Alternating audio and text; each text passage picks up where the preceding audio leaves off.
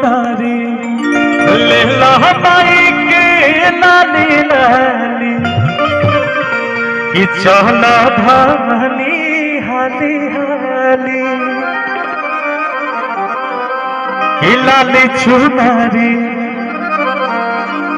हाँ जोड़े चुनारी ले ला माई के लाली लाली चला धानी हाली हाली। हमारे बुलेट बाबा के लिए कि एगो बाटे रिक्वेस्ट पिया जी हमको नाचे से मत रोकिएगा। छठ में इहो गीत के आप सब खूब प्यार खूब आशीर्वाद दे रहा बाने, एकरा खातिर दिल से धन्यवाद।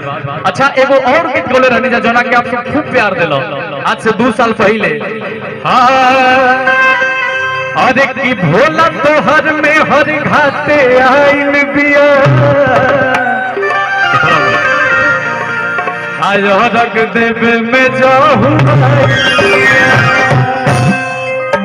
एक गीत सुने बड़ा लोग हमने के देवी गीत में बोला रहनी जा कि भोला तोहर में हरी भुलाइल बिया मेला घूमे में जाहू बिया। इहो तो कहले नहीं जा कि हमके मूर्ति देखा दो जीजा के भाई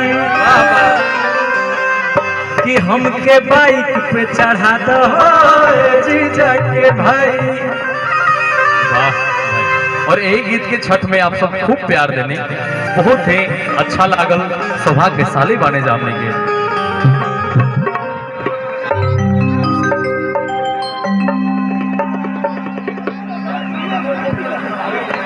hello hello hello hello hello